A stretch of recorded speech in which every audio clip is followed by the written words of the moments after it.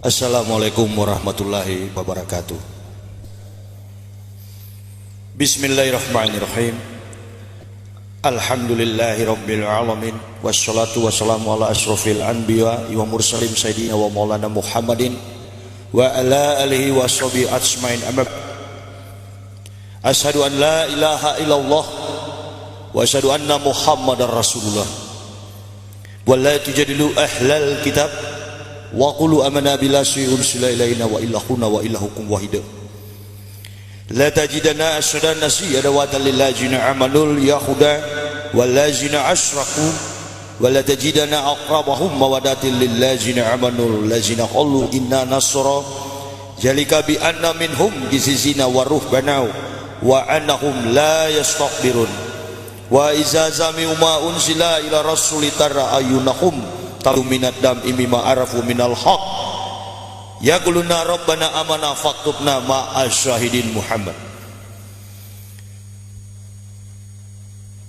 Yang saya hormati Bapak alim ulama yang ada di pondok pesantren, dalam hal ini majelis kiai, dan seluruh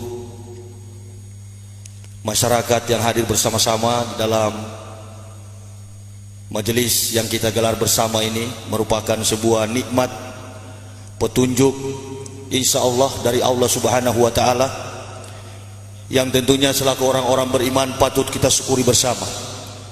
Tagal nikmat, keberkahan, ridho dan berkahnya kepada kita semua sehingga kita boleh ada di tempat ini dalam sebuah perhimpunan yang dimuliakan Allah Subhanahu wa taala.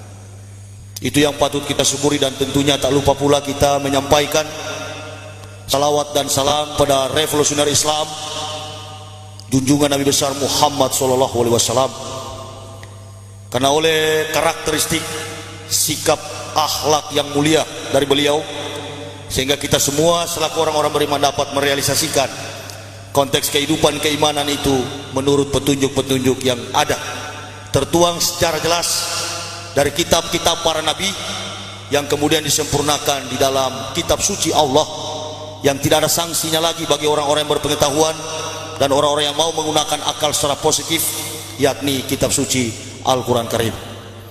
Semoga rahmat dan ridho Allah senantiasa ada dalam hidup dan hati kita di dalam membentuk sebuah keimanan yang kokoh di tengah-tengah berbagai macam problem, di tengah-tengah berbagai macam persoalan baik secara eksternal maupun di dalam internal yang ada pada konteks abad 21. Karena memang demikianlah realita yang harus kita hadapi, dan tidak dapat kita pungkiri bahwa yang namanya kebaikan, yang namanya kebenaran itu senantiasa ditantang oleh berbagai macam kefasikan dan aib dosa.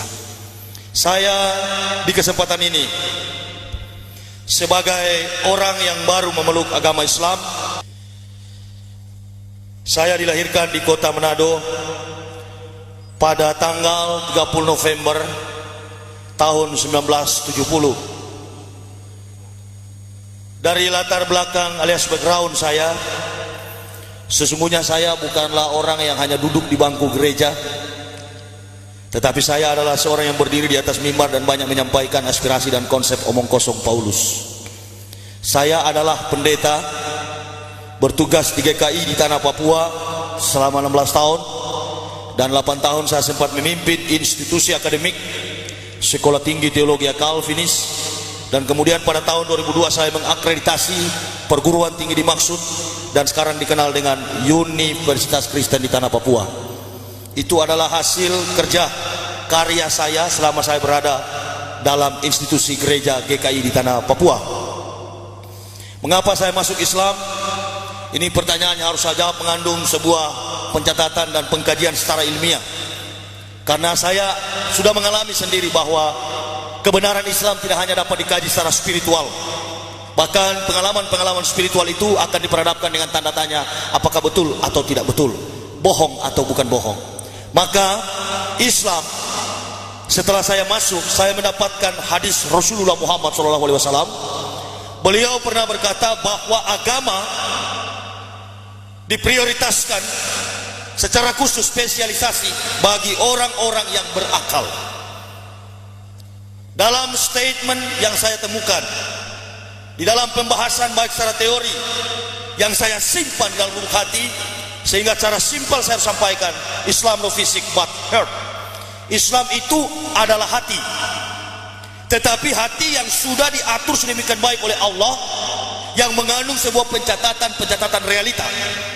Hati ini terkandung berbagai macam persoalan hidup, tetapi Islam membentuk sebuah kekuatan baru dalam hati manusia, dan kekuatan itu tidak secara assumption, tetapi pencatatan itu terjadi atas proses faktualisasi kebenaran-kebenaran secara nyata melalui sains ilmu pengetahuan. Ini penyelidikan atau disertasi temuan yang saya temukan secara translate Indonesian dalam bahasa Indonesia Al-Quran. Saya banyak melihat dalam terjemahan secara kasat mata seluruh ayat-ayat dalam Al-Quran. Ternyata jangankan hal surga neraka, jangankan vertical contact, hubungan antara Allah dan manusia, self realization and God realization, tetapi yang saya temukan adalah begitu besar kekuatan, kebesaran, nikmat yang diberikan Allah di dalam firman-Nya Al-Quran, sehingga Al-Quran tidak mampu disanggah oleh kekuatan iptek, ilmu pengetahuan dan teknologi. Mengapa demikian? Betapa beruntungnya manusia ketika memeluk agama Islam, karena Islam mampu menceritakan segala bentuk realita yang pernah, sementara, dan akan terjadi. Sebaliknya, di dalam Bible, hati-hati, saya tidak pernah mengatakan kitab suci Kristen yang pernah saya imani itu Injil. Karena di dalam konteks The Gospel of Barnabas merupakan murid terakhir Isa alaihissalam yang bukan Yesus, itu tidak pernah mencatat dalam sebuah sejarah bahwa Nabi Isa itu adalah Tuhan. Nanti sebentar saya akan membahas bagaimana kolaborasi sebuah kesepakatan yang terjadi antara Yahudi dan Yunani di dalam mencapai sebuah kepentingan duniawi, merampok harta kekayaan orang-orang Arab, dan kemudian membentuk sebuah barisan yang disebut AIPAC, American Israel Public Affairs Committee, di bawah gerakan Zionis kemunafikan bangsa Yahudi yang sebenarnya membalikan fakta Israel itu adalah orang-orang Arab. Nanti sebentar saya akan mengungkapkan secara sejarah, karena sejarah itu adalah ilmu pengetahuan, dan ilmu pengetahuan itu adalah kebenaran. Tidaklah seorang dapat menemukan kebenaran itu tanpa proses penalaran, pembuktian di dalam sejarah. Nah, ini yang perlu kita garis bawahi sebagai asal, sebagai awal di dalam saya mengawali statement atau pernyataan mengapa saya masuk Islam. Orang bodoh tidak akan sampai kepada Islam, bahkan oleh kebodohan tidak menutup kemungkinan akan murtad dari kehidupan Islam. Dan ini yang saya pahami secara teoritis, dan tentunya akan dituntut oleh para kaum muslimin wa muslimat dengan bentuk-bentuk praktikalnya, praktikumnya secara nyata tentang bentuk-bentuk syariat di dalam Islam. Saya amat sangat tertarik, dan selama setahun usia keislaman kami sekeluarga, betapa bahagianya saya laksana manusia yang dirantai. Saya sekarang terlepas dari rantai-rantai itu. Mengapa saya harus memilih Islam sebagai pedoman hidup?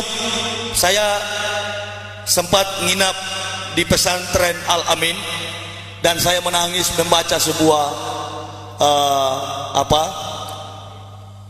saya membaca sebuah spanduk, sebuah publikasi yang ditaruh di pampang di pinggir jalan, tapi tolong diterangi lagi spanduk itu, karena saya lihat sudah agak luntur tulisannya.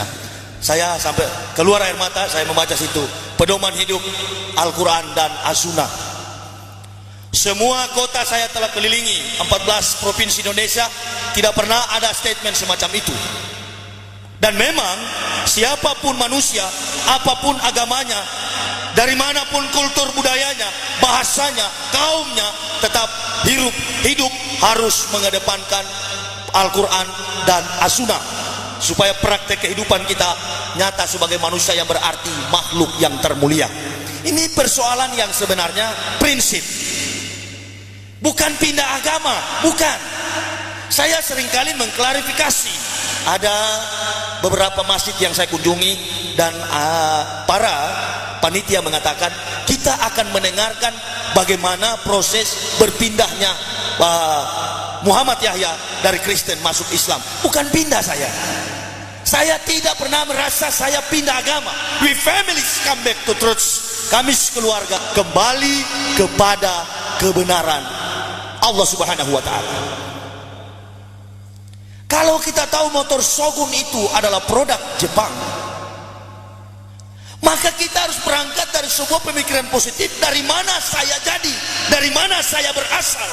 Memang ketika Adam ada di dunia, Adam diciptakan dengan segumpal tanah liat, tetapi keturunan Adam dengan proses kelahiran. Dan kemudian dari bapak saya, ibu saya, lahirlah saya. Selama 16 tahun mengembara di dunia, hidup sebagai pemimpin kafir alias pendeta. Sutradaranya bukan dari Hollywood. Dari Hollywood menyaksikan sebuah layar lebar, membuat sebuah pernyataan di dalam teori, dan kemudian menanyakan dalam gerakan action manusia. Jadi sebuah film itu berdasarkan proses realita dan peristiwa yang sudah terjadi. Tetapi yang mengislamkan kami ini adalah pencipta sejarah, yakni Allah Subhanahu wa taala. Maka dikonsepkan dalam sebuah rumus teologi Islam, itulah hidayah. Itu pun belum setelah diberi petunjuk, tidak langsung saya Islam. Ada satu lagi yang lebih nikmat, yakni inayah atau pertolongan. Subhanallah, saya merasakan begitu damai, begitu tenang. Dan seperti ayah saya mengatakan, setelah masuk Islam, Islam itu solution in the life, jawaban di dalam hidup, jalan keluar di dalam hidup. Saya masuk Islam. Waktu saya pendeta, saya punya dokter pribadi. Hampir setiap minggu saya check up. Hampir setiap minggu saya darah tinggi. Hampir setiap minggu saya penyakit. Padahal target tidur saya sebagai seorang pendeta, dulunya saya ketika malam saya nggak boleh tidur di atas jam 10. Karena memang nih kerja pendeta ini adalah kerja orang-orang malas. Saya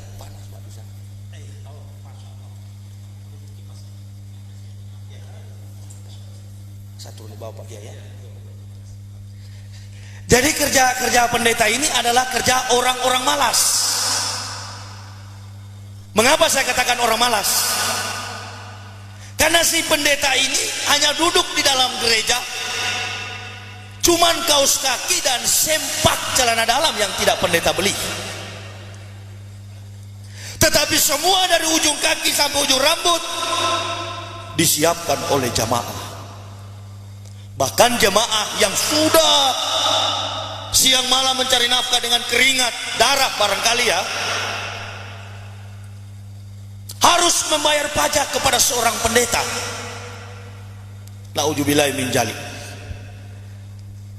Pendeta cuma duduk, sementara ilmu yang disampaikan tidak sampai kepada salvation, tidak sampai kepada rumus keselamatan. Ini baru saya sadari. Sudah itu saya semangat sekali, pantang mundur, hidup atau mati di dalam menyampaikan dakwah kebenaran Islam. Yang saya sampaikan adalah teori tentang bagaimana manusia mendapatkan keselamatan, dan pahalanya, kenikmatannya, hadiahnya, kadonya tidak saya terima dari manusia. Bahkan manusia yang masih hidup sulit menerima statement atau pernyataan-pernyataan kebenaran Islam itu, kecuali orang kafir yang sudah mati. Karena orang kafir yang sudah mati itu sudah tahu, oh agama ini yang benar, agama itu yang benar. Maka di mana-mana saya berbicara, saya tidak pernah memposisikan Islam pada kedudukan agama. Kalau kita memposisikan Islam hanya pada status dan kedudukan agama, akhirnya ada lahir pernyataan melalui penyusupan Zionis dan berkata Islam dan Kristen sama kok, nggak ada beda. Ini manusia di atas penjilat dalam tanda kurung seperti anjing ya. Sudah itu banyak saya nggak cocok dengan para intelektual agama di Indonesia ini, dan saya siar, biar saja saya disebut jamaah tablik atau apapun. Yang penting kulil haqqo wal wahana murad. Al Islamu yalu wala yu'la alaihi. Inna dina indallahil Islam. Tidak ada agama yang lebih tinggi daripada agama Islam. Ini bukan pernyataan keliru. Saya sebagai mualaf, walaupun baru setahun, saya dapat membuktikan kerasulan Nabi Muhammad secara aksiologi. Jadi nilai sebuah agama itu, kita mencari kebenaran agama, kita tidak hanya berdasarkan proses spiritual. Saya katakan tadi, kalau proses spiritual bisa saja manusia berbohong. Tetapi kalau kita kaji, come back to historis, kembali kepada pembuktian kebenaran sejarah, maka agama itu akan kita tahu salah atau benar. Nah, untuk menjembatani sejarah ini, maka manusia perlu memfungsikan yang disebut dengan filsafat hidup, falsafah hidup, yakni aksiologi, mengandung 3 unsur kekuatan nilai-nilai kehidupan. 1 etika, 2 logika, ketiganya estetika. Mari kita kaji antara Islam dan Kristen. Kita kaji dari sisi logika tentang agama saya yang dulu, yakni Kristen. Karya kebesaran kuasa Allah Subhanahu wa ta'ala tidak pernah bertentangan dengan rasio manusia, karena Allah bukan orang gila. Kitab suci saya yang lama mengatakan jangan seorang pun tambah atau kurang sesuatu yang difirmankan Allah Tuhan, kata mereka. Kata saya dulu di atas mimbar, jangan seorang pun jemaah Tuhan, ini waktu saya pendeta dulu, menambahkan satu kata pun atau mengurangi isi firman Tuhan. Siapa yang menambahkan akan bertambah hukumannya, siapa yang mengurangi akan berkurang pahalanya. Setelah saya menyelidiki kitab-kitab suci saya, ternyata begitu banyak ayat-ayat yang bertentangan. Sebagai contoh, Alkitab, Bible dengan bahasa Melayu diterjemahkan oleh penjajah Belanda. 1 Raja-Raja 4 ayat 26 mengatakan jumlah kandang Sulaiman bin Daud adalah 4.000. Alkitab tahun 2001 sama 4.000 jumlah kandang Sulaiman. Tetapi Alkitab tahun 1991 kandang Sulaiman tiba-tiba berubah menjadi 40.000. Secara filosofis betul saja waktu tahun 1928 yang berfirman Tuhan. Tetapi tahun 91 lawan daripada Tuhan secara etimologis, hantu. Ini dari sisi logika. Karena saya bukan manusia goblok yang masuk Islam. Saya katakan sekali lagi, garis bawahi, tidak ada seorang yang goblok, yang tolol, yang bahlul akan sampai kepada agama Islam. Sudah itu jangan heran kalau ada dari umat Islam yang pindah ke agama lain, itu manusia tolol di atas tolol. Dan memang saya teringat dulunya saya pimpinan sekolah tinggi teologi Calvinis. Sekarang saya baru sadar bahwa yang saya pimpin bukan teologi, sekolah tinggi tolologia. Karena semua yang kita bahas adalah kitab suci orang-orang saraf, orang-orang sinting. Karena sudah kelewat pintar, iya, di atasnya pintar itu kan gila. Apa enggak gila? Coba saya tanya kepada bapak-bapak, ada kira-kira enggak kita yang sekarang hadir di dalam musola ini yang tukang kayu, profesinya tukang kayu, ada enggak? Coba tanya kepada tukang kayu, antum buat meja, kursi, lemari, perabot dari kayu, pernahkah dalam sedetik saudara pernah menjadi meja? Eksistensi tukang adalah orang, dan eksistensi meja adalah kayu. Pencipta jangan dijadikan ciptaan, ciptaan jangan dijadikan pencipta. Tidak logis dari sisi logika. Pembahasan kedua dari sisi etika. Benar tidaknya sebuah agama harus diselidiki dalam sebuah praktikal, dalam sebuah kegiatan-kegiatan mengandung fisik and psikologis. Di mana ada mayoritas Kristen, di situ sarang penyamun. Kenapa demikian? Karena menganggap keselamatan itu ibarat membeli bonbon gula-gula di warung, murah sekali. Nggak bisa main-main ini kebenaran. Kenapa saya serius? Saya nggak pernah ngolok agama orang. Biar aja, lakum dinukum wal yadin.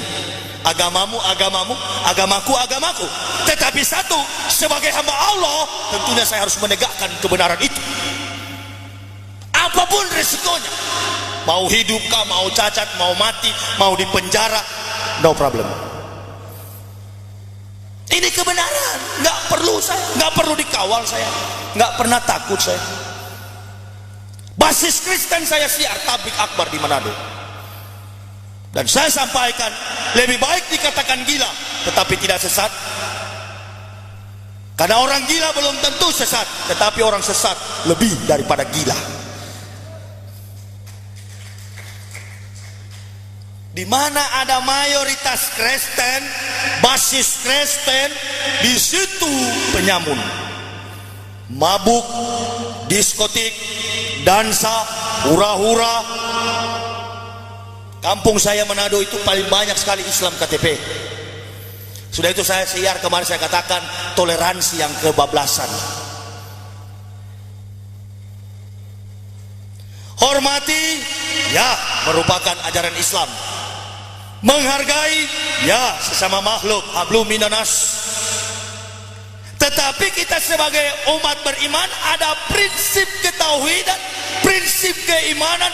Jangan sampai kesucian, kemuliaan, kebesaran Allah di dalam diri kita ternoda oleh karena mengakui setiap sepak terjang kelompok kafirun. Jadi di Manado itu orang Islam, agama Islam, sudah enggak sholat, minum minuman keras. Saya luruskan karena itu tempat kelahiran saya. Menjaga jangan sampai terjadi kerusuhan. Eskalasi konflik yang ada di Poso, yang ada di Ambon, yang ada di mana-mana saja, tidak ada hubungan dengan kekuasaan, kebesaran dan kekuatan ajaran Al-Quran. Enggak, tetapi itu merupakan sebuah strategi politik yang dimainkan oleh para politikus berhati binatang. Enggak ada hubungan. Dari sini sengaja diciptakan oleh para pemimpin dunia di bawah gerakan Zionis. Kita kacaukan sistematika agama itu karena memang Belanda ini licik. Tidak ada strategi homogenisasi, tidak ada. Tetapi heterogenisasi dia bangun. Di utara dia bangun Kristen di Manado, basisnya. Di Irian dia bangun di Jayapura. Di Sulawesi Selatan dia bangun di Tanah Toraja. Sengaja. Sudah itu saya selalu ceramah kalau di tempat-tempat basis Kristen. Saya berteriak, negara kita ini tidak pernah dimerdekakan dengan kata haleluya. Tetapi negara kita ini dimerdekakan dengan kalimat Allahu Akbar. Atas berkat rahmat Allah yang Maha Kuasa, didorongkan oleh keinginan luhur supaya berkehidupan kebangsaan yang bebas. Kebebasan kemerdekaan itu adalah Islam. Simple. Biar miskin tetapi kaya di surga sana. Saya tinggalkan gaji ya, secara manusia, secara psikologis, jujur saja saya waktu pertama masuk Islam, apalagi istri saya seorang wanita, lantas kerja di mana kamu nanti? Ini kan sudah berhenti dari pendeta, mau makan apa kita? Saya bilang makan batu kalau tidak ada, karena saya sudah jengkel tiap malam tinggal bisik kerja apa. Saya dari manusia gengsi, dengan gaji puluhan juta tiap bulan. Ketika masuk Islam, di Jakarta saya kerja bangunan. Memang begitu ajaran Islam, biar dapat 2000, yang penting halal, daripada dapat 35 juta sebulan tetapi nipu orang. Enggak, belum tahu ya gaji pendeta, belum tahu ya. Pendeta itu berdasarkan sistematika perpuluhan Pak Kiai. Kalau pendeta pimpin 100 orang, pimpin 100 kepala keluarga, dengan gaji rata-rata setiap kakak 1 juta, maka si pendeta menerima omset per bulan 10 juta. Dasar kebenarannya dari mana? Kebohongan yang diimplementasikan gereja di tengah konteks berjemaat. Maleakhi 3 ayat 10 begini bunyinya. Kebetulan Bible itu saya kuasai. Bawalah persembahan persepuluhan ke dalam perbendaharaan rumah Tuhan. Ujilah aku, jikalau aku tidak membukakan tingkap-tingkap langit dan melimpahkan berkah. Nah, jadi kalau ada jemaat yang tidak bawa perpuluhan, pendeta mulai pelihara kumis tebal-tebal dan main gertak dari atas mimbar. Nah, yang saya pimpin 900 kakak lebih, tolong dikali. Saya pimpin 900 kakak lebih, coba tolong dikali. Dan jarang saya punya jemaat susah, semuanya pengusaha di Riyadh. Belum saya terima insentif dari Stuttgart, Jerman. Kalau Katolik dia menerima insentif dari Roma, Pantekosta menerima insentif dari Belanda. Nah, dari fakta ini, pendeta dengan pendeta tidak pernah cocok, tidak pernah akur, tidak pernah rukun, tidak pernah damai. Satu dengan yang lain hidup di dalam fitnah, saling menjelekan karena masing-masing mempertahankan omset. Jangan sampai dombanya pindah kepada gembala lain. Kok masih ada lagi orang percaya ya? Saya sudah jadi contoh. Saya sebagai sampel, nih contoh. Ikut saya dong. You come with me. Nggak mau mereka ikut. Para mereka katakan pendeta Yahya itu gila masuk Islam. Subhanallah. Astagfirullahaladzim. Saya katanya pendeta gila yang masuk Islam. Nah, kalau begitu mari kita kaji, kita duduk bersama dan bahas, saya yang gila atau ente-ente di dalam gereja. Kan begitu. Dari sisi logika saja kitab sucinya sudah tidak rasional. Ini menunjukkan bahwa penulisnya kelewat pintar alias sinting, dan seluruh yang mendengar turut menjadi sinting, termasuk saya dulu. Jadi kalau saya masuk Islam, saya baru sembuh dari sinting. Coba cari itu Al-Quran. Kalau dapat satu kelemahan dalam Al-Quran, berarti memang manusia di atas hebat itu. Saya nggak usah suruh orang. Saya pertama sudah dapat ini kepalsuan ini. 800 kepalsuan ini saya sudah dapat. Terus saya ambil Al-Quran 15, karena Bible saya 15 di rumah, Al-Quran juga 15. Saya taruh di depan begini dan saya selidiki. Pertama saya buka tuh Al-Quran bilang begini, aku dapati kamu seseorang yang bingung. Loh, dia tahu. Memang waktu itu saya bingung, tapi di bawah footnote-nya, di bawah catatan kaki daripada Al-Quran itu, itulah bagusnya Al-Quran. Di bawahnya ada catatan kaki alias asbabul nuzul. Jadi ada alasan-alasan turunnya ayat dan pernyataan-pernyataan yang sangat asing dijelaskan di bawah catatan kaki itu. Jadi katanya bingung mencari kebenaran. Dia tahu. Saya tutup, saya agak lama isap rokok lagi, dan saya buka secara spontan, refleks saya buka. Tak, lihat lagi. Di sini lagi. Itu saya nggak tutup, saya buka satu persatu, saya cari ayat-ayat yang punya tanggal, bulan dan tahun. Akhirnya saya dapat surat Al-Kahfi, Ashabul Kahfi. Itu katanya 4 pemuda masuk ke dalam gua bersama seekor anjing dan mereka hidup 309 tahun. Tetapi di dalam versi Indonesia, tetapi Allah tidak, seorang pun tidak tahu berapa jumlah mereka, cuma Allah yang tahu. Begitu bunyinya. Nah, saya ambil Al-Quran tahun 78 dan saya lingkari dengan pensil 309 tahun. Saya selidiki. Al-Quran kedua saya selidiki. Sama, yang masuk ke dalam 4 orang dengan seekor anjing, bukan beruang. Kalau dia berubah jadi beruang, saya juga barangkali ragu dengan Islam. Al-Quran ketiga, Al-Quran keempat, Al-Quran kelima, Al-Quran keenam. Saya capek buka, saya pikir jangan-jangan di 7 ini baru memang dia salah. Saya buka Al-Quran ke-7, sama dengan Al-Quran 1 dan kelima, 6 itu. Sampai 14 Al-Quran, tinggal 1 Al-Quran. Saya buka, kalau ini 1 tidak betul, saya tidak masuk Islam.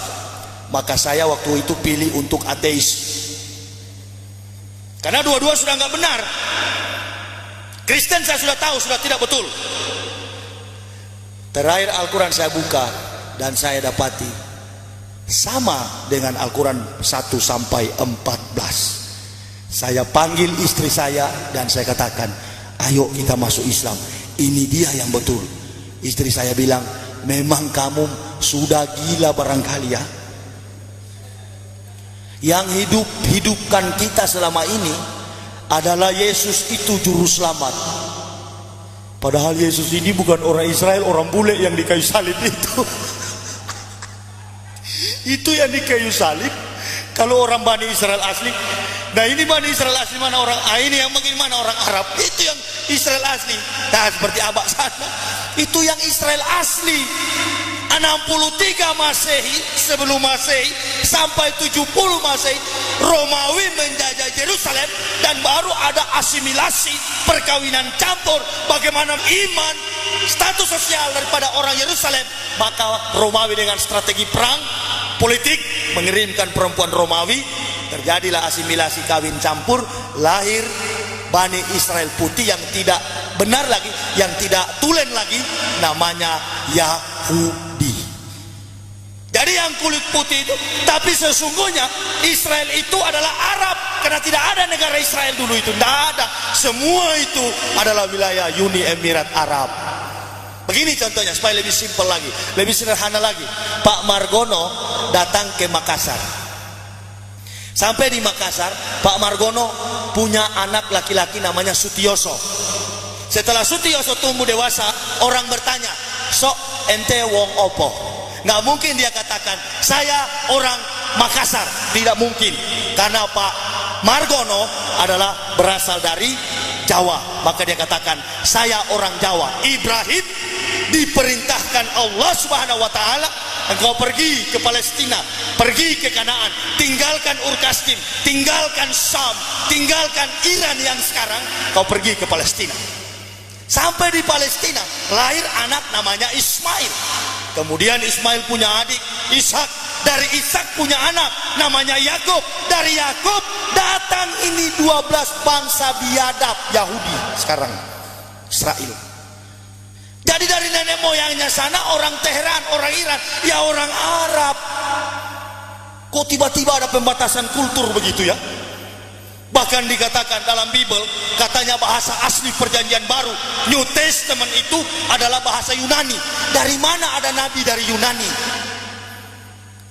Bahkan yang lebih parah, baru-baru di TV juga muncul nabi dari Indonesia, Ahmad Musadek.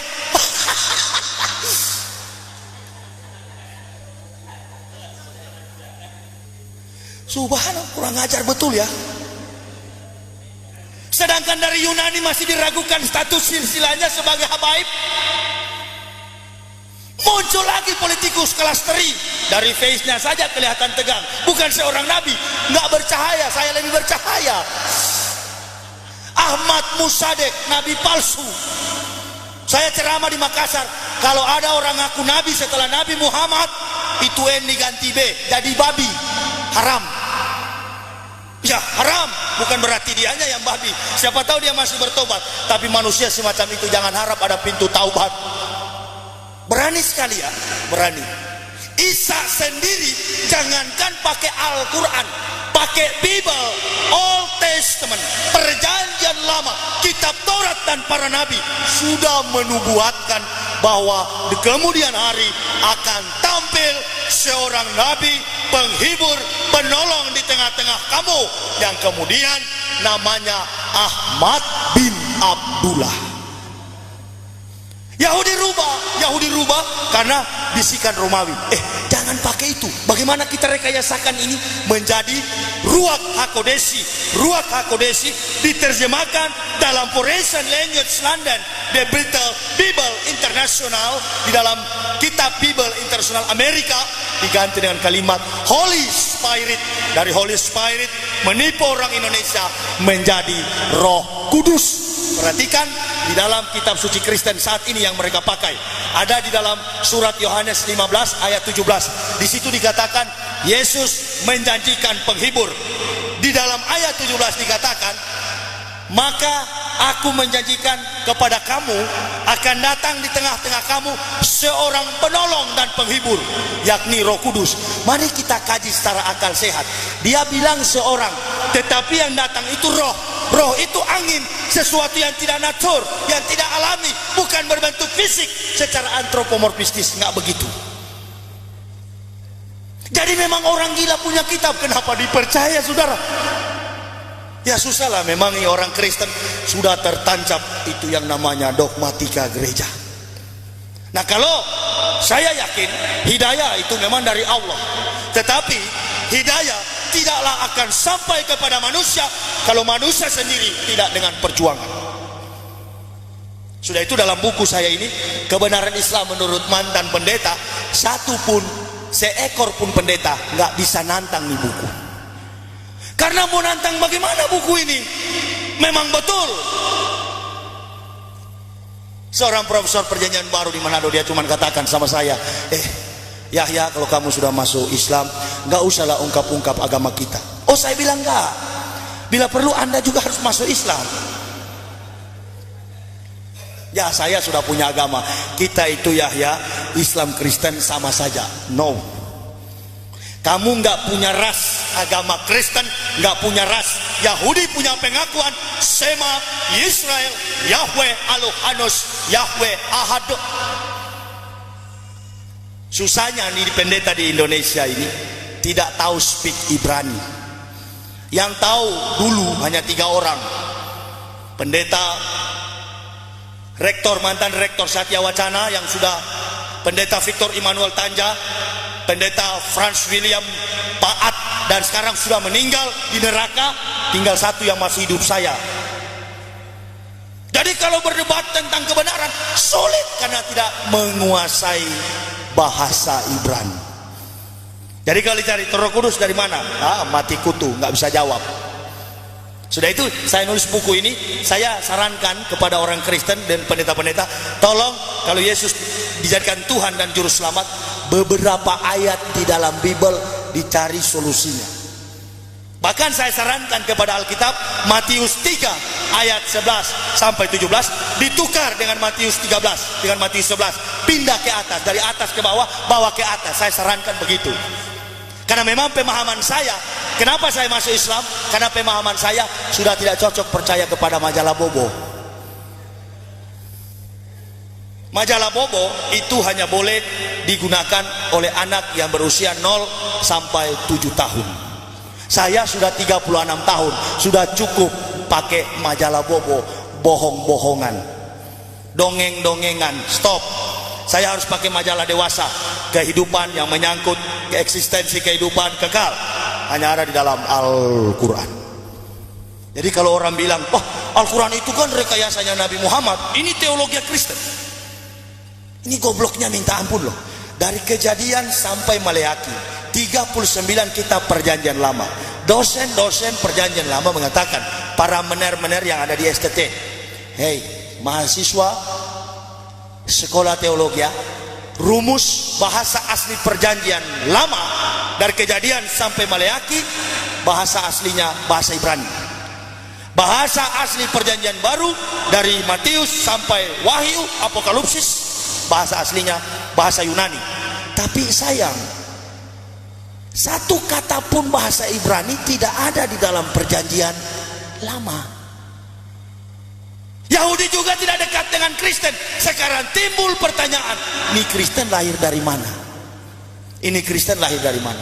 Kristen ini lahir dari seorang pembunuh umat Nabi Isa yang sampai hari ini dirasul Kristenkan oleh orang Kristen, namanya Paulus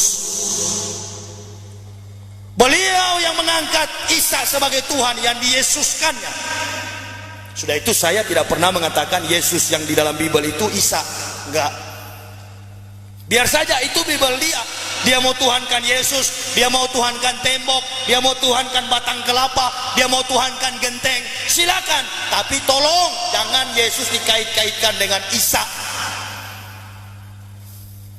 Selama ente akui Yesus Isa, tetap saya gempur, karena Isa itu harus dibela sebagai Nabi Allah Subhanahu wa Ta'ala. Saya dibela oleh Allah kalau saya menolong agama Allah.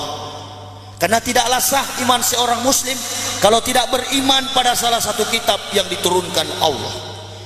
Maka difirmankan dalam Al-Ankabut 46 ayat 26 dikatakan, 49 26, wa la tujadilu ahlal kitab wa qulu amanna billahi unsila ilaina wa ilahuna wa ilahukum wahid. Jangan kamu berdebat dengan ahlal kitab, ahli kitab Yahudi atau Nasrani. Katakan kami beriman pada Taurat dan Injil, dan Tuhanmu dan Tuhanku wahid, satu. Mau agama apapun saudara, Katolik, Protestan, Prosetan, tetap Tuhan kita adalah Allah Subhanahu wa Ta'ala. Gampang sekali sebenarnya. Cuman memang Islam mahal. Jadi kalau bapak-bapak katakan sama saya, kenapa masuk Islam? Ya, saya mau katakan apa? Bukan saya masuk Islam, Islam yang masuk ke saya. Saya kan penentang Islam. Dulu-dulunya ketemu orang berjenggot, wah ini teroris. Orang bawa mukena pakai sarung ke masjid, saya katakan, tersesat dengan konsep Arab. Ini pikiran dan hati begitu. Jadi nggak mungkin saya masuk Islam. Islam masuk ke saya, membuat saya yang buta celik, membuat saya yang mati bangkit, dan membuat saya yang sinting sembuh gila. Jadi waras. Jadi memang sengaja Yahudi dan Yunani bilang begini, mari kita butakan akal manusia. Kalau akal sudah buta, ini jadi buta. Hati jadi buta. Kalau hati sudah buta, yakinlah, maka kita bisa raup ini keuntungan dunia. Itu tujuan kok ada Kristen. Adanya Kristen untuk mengumpulkan massa, supaya gerakan Yahudi itu untuk menguasai dunia terrealisasi. Itu saja. Tetapi sayang, sejuta sayang, namanya agama yang dibangun dengan kebohongan dan kepalsuan tidak bisa bertahan. Semakin hari semakin banyak orang yang mengucapkan asyhadu an la ilaha illallah wa asyhadu anna muhammadar rasulullah. Banyak orang yang masuk Islam, baik di dalam kita Indonesia maupun di luar negeri. Orang sudah meninggalkan gereja. Di Amerika orang jual itu gereja, bikin pub, bikin diskotik, restoran, dan rumah-rumah makan. Habis. Karena orang tidak mendapatkan kebahagiaan, orang tidak mendapatkan ketenangan, kegundahan, kegalauan, kekecewaan hati. Walaupun melimpah harta, manusia tidak dapat ketenangan itu.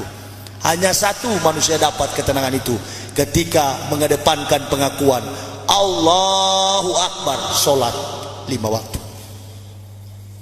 Saya rasa sendiri, ini sholat cuma 5 menit tapi beratnya minta ampun.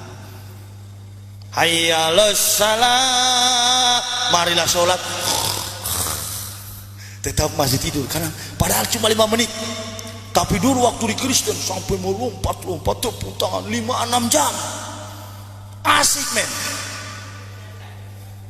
Karena dengan iblis. Tapi ketika masuk Islam cuma 5 menit sholat, enggak lama sebenarnya. Aduh minta ampun beratnya. Pakai wudhu segala lagi. Iya kan? Dulu saya waktu masuk Islam, saya bilang begini sama istri saya, tidak usah wudhu. Untuk apa wudhu itu? Allah juga tahu. Jadi mau sholat subuh lagi ngantuk-ngantuk saya begini di atas pagar, tangan saya di atas pagar begini. Ayo mak cepat sudah. Istri saya bilang tunggu, saya lagi wudhu. Begitu saya pegang, kurang ajar, kotoran manusia. Nggak tahu dari mana, tidak ada pohon. Tidak mungkin manusia buang air besar dari atas langit, nggak mungkin. Tunggu mak, saya mau ke kamar mandi dulu. Kenapa pak? Saya pegang kotoran manusia yang dari atas pagar. Dari situ saya nggak berani nggak wudhu. Pak Kiai, dari mana ini kotoran manusia ini? Oh, rupa-rupanya disuruh supaya wudhu. Kotoran bau sekali. Saya tahu kotoran manusia karena saya sering pegang. Wah, istri saya bilang begini, berarti kamu ditegur oleh Allah itu. Iya ya, iya mak ya, betul. Coba kamu jangan bantah-bantah begitu. Oh, rupa-rupanya masuk Islam jangan mengedepankan filsafat, nggak laku. Ini mahasiswa di sana, UIN Jakarta, filsafat, homo usios, homo sapiens dicaca.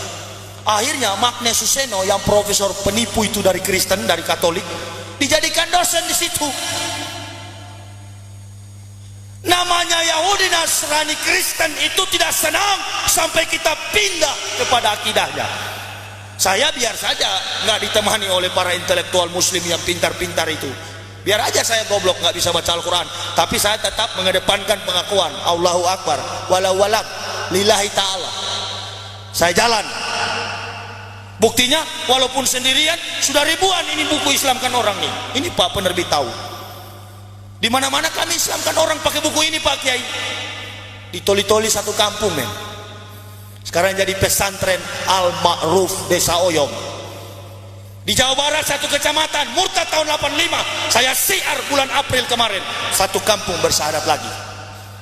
Babak belur saya dihajar petugas, tapi mundur pun dalam dakwah.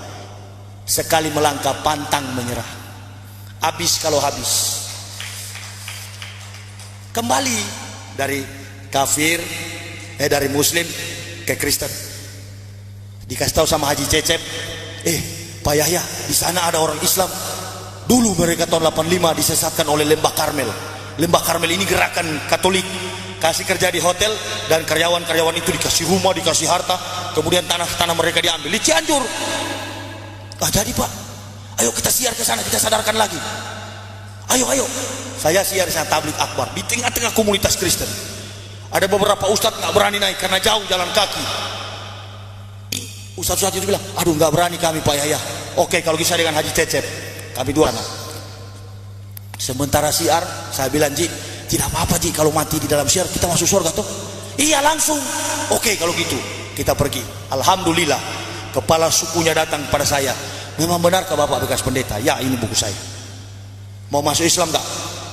Kamu itu sudah menyesatkan semua umat, kamu akan tanggung di neraka nanti.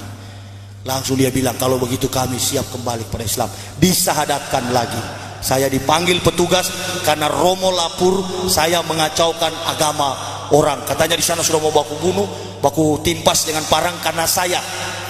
Padahal tidak ada keributan di sana. Saya dipukul sama anggota Koramil. Saya bilang, hei Koramil, pistol kau taruh di mulut saya, jangan harap saya berhenti. Justru saya makin semangat, karena yang saya sampaikan adalah berita yang diperintahkan Allah, bukan yang diperintahkan oleh manusia. Tidak bakal saya mundur sejengkal pun. Bicara dakwah saya nggak takut, karena ini kebenaran. Resiko tetap ada. Sakit, SMS keras, ancaman, bahkan mengatakan hal-hal yang buruk sering saya temukan. Tapi saya cuma jawab Allahu Akbar, Allahu Akbar. Tiap ada SMS keras, Allahu Akbar, Allahu Akbar. Akhirnya capek-capek juga dia SMS karena saya cuma balas-balas begitu. Satu kali ada SMS masuk begini, Yesus itu sayang sama kamu, kembalilah sementara masih diberi kesempatan oleh Yesus. Langsung saya balas SMS-nya begini, Yesus itu tidak kenal sama kamu. Kamu kok bawa-bawa nama Yesus? Dia balas lagi sama saya. Ini lucu-lucu memang seringkali. Kamu tahu kan, kamu bekas pendeta, Yesus pernah kutuk pohon ara. Jangan sampai lagi Yesus kutuk kamu. Saya katakan, kalau Yesus kutuk, jangan besok-besok. Habis SMS ini saya mati kalau Yesus Tuhan. Saya mati kalau Yesus Tuhan. Bukankah Tuhan berhak mencabut nyawa seorang yang menyangkal, seorang yang mengolok-olok kalau dia Tuhan? Jangankan jauh-jauh, habis saya ceramah ini, kalau Yesus Tuhan, mati saya. Tetapi sampai hari ini alhamdulillah justru saya sehat, karena Yesus bukan Tuhan. Qul wallahu ahad, Allahus samad, lam yalid walam yulad walam yakun lahu kufuwan ahad. Sama. Sema Israel Yahweh Elohadus Yahweh ahad. Ketahuilah Israel, Allahmu Yahweh dan Yahweh Esa. Biadabnya Yahudi tidak pernah mengatakan Yesus Tuhan.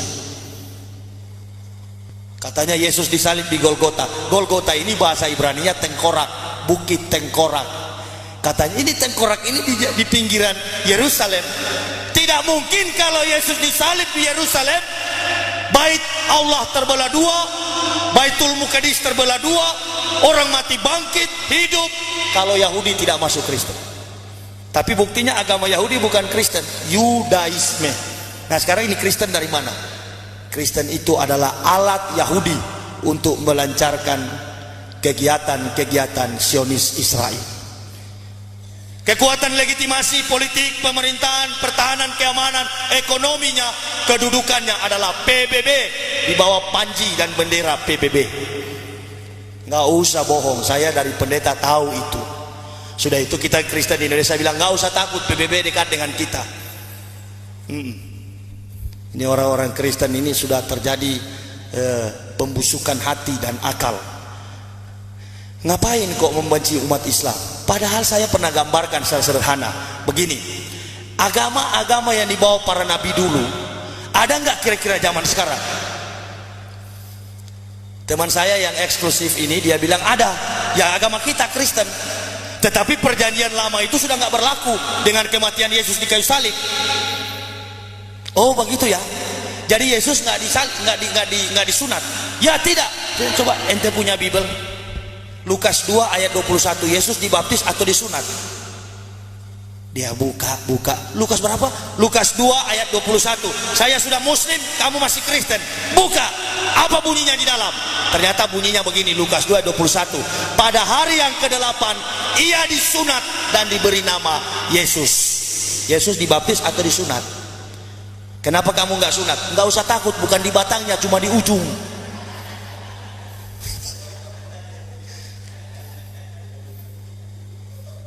Mana ada baptisan? Baptisan itu adalah sarana supaya rumus homoousios, Bapa, Anak, dan Roh Kudus satu di dalam Esa, Esa di dalam tiga. Jadi sama dengan iklan sampo 3 in 1. Begitu ya. Memang betul-betul sinting sekali. Nggak apa-apa, memang kita bicara secara logika. Agama Islam itu agama yang rasional, dan karya kebesaran Allah di tengah dunia sangatlah rasional, tidak pernah bertentangan dengan akal manusia. Subhanallah. Jadi saya pikir-pikir, kenapa biar hidup susah? Biar saja susah, yang penting kita masuk surga. Amin ya rabbal alamin. Teman-teman saya itu yang Kristen, betul kaya mereka, tiap bulan terima gaji berpuluhan, tapi satu dengan yang lain seperti anjing dan kucing. Coba ini yang direkam ini dijadikan CD baru disebarkan. Pasti pendeta-pendeta yang dengar, aduh dia telanjangi lagi kami. Memang betul ya. Siapa tahu juga setelah jadi CD disebarkan dan para pendeta-pendeta itu sadar dan bersatu. Tapi namanya setan dengan setan susah Pak. Pastor dengan pendeta, pendeta dengan pastor, nggak baku cocok. Karena pendeta bilang sama pastor, pastor munafik. Teman saya Steffi, dia itu waktu SMA dengan saya mania perempuan. Kok tiba-tiba dia sekolah kepastoran, jurusan kepastoran, tamat jadi pastor, ditempatkan di Filipina. Setiap Natal ketemu di Manado. Saya tanya begini, Steph, ente dulu kan waktu SMA suka-suka pacaran. Sekarang kamu kok jadi pastor? Apa mampu nggak kamu menghadapi tantangan seks? Dia bilang, oh mana saya mampu, kalau saya mau saya tinggal buka itu baju imam dan saya cari di pinggir-pinggir jalan. Saya bilang, kurang ajar betul juga kamu. Tidak apa-apa, kan kamu pendeta, saya pastor. Dia tidak tahu 2006 saya mau masuk Islam. Habis dia sekarang, saya bongkar. Jadi dilarang poligami, tapi zina jalan terus. Al-Quran sangat rasional. Allah memahami batas-batas kemampuan manusia, menetapkan poligami bagi orang-orang yang dipilih. Jadi kalau kita nggak punya hasrat berpoligami, berarti kita bukan dalam golongan para nabi, para syuhada yang ditentukan oleh Allah. Lah saya paham, karena saya juga baru masuk Islam di Jakarta. Sekali saya ceramah, ada beberapa perempuan, bahkan pembaca berita minta saya nikahi. Pembaca berita minta saya nikahi, Pak ya, saya masih single fighter, mau nggak? Jadi Allah berikan poligami kepada orang pilihan, seperti saya sudah ada. Ya Pak Kiai, para nabi-nabi bukan satu istrinya. Mengapa? Karena Allah tahu orang yang dicintai Allah, habaib, dekat sekali dengan tantangan seks, maka diberi perempuan. Ketika diberi wanita, diberi istri, dibuat baik-baik, dijamin keadilan dalam aturan-aturan biologis, direalisasikan. Saya begitu. Saya katakan kepada pendeta-pendeta, saya punya istri 2, tetapi saya tidak pernah berzina. Pendeta-pendeta pergi ke Jerman, habis sidang gereja dunia, sudah ada bule-bule sudah telanjang di kamar. Jangan bohong, saya yang pernah alami. Lah iya, ngapain saya bohong? Memang saya yang alami kok. Bahkan kakak ipar saya di kamar hotel saya kepergok dengan perempuan nakal alias WTS. Siapa ini? Sudah kamu, dia bahasa Manado, ngana ke sana, angkau tidak boleh tahu, sondor angkau tahu. Saya pembawa umat masuk surga, jadi yang begini tetap di surga. Astagfirullah. Karena di Kristen ada juru selamat, di Islam cari selamat masing-masing. Yang KTP tetap masuk surga. Tapi imam tua di Toli-Toli bilang, kalau Islam KTP masuk surga, kambing hidup, ibarat kambing hidup dikupas kulitnya. Jadi jangan coba-coba kita beragama Islam terus Islamnya suam-suam kuku. Kita punya Islam setengah, uduh hulu fisilil mi kafah, masuk ke dalam Islam secara kafah. Saya pelan-pelan masuk Islam, tapi saya ikut saja. Orang pakai baju ihram, saya pakai juga. Orang bilang jamaah tabligh, ya. Saya sudah tobat Pak Kiai. Biasa saya biar di pesawat saya pakai ihram. Suatu waktu saya dibilang kiai di atas pesawat, dan ini ibu punya anak kecil mau flight ke Balikpapan, terbang.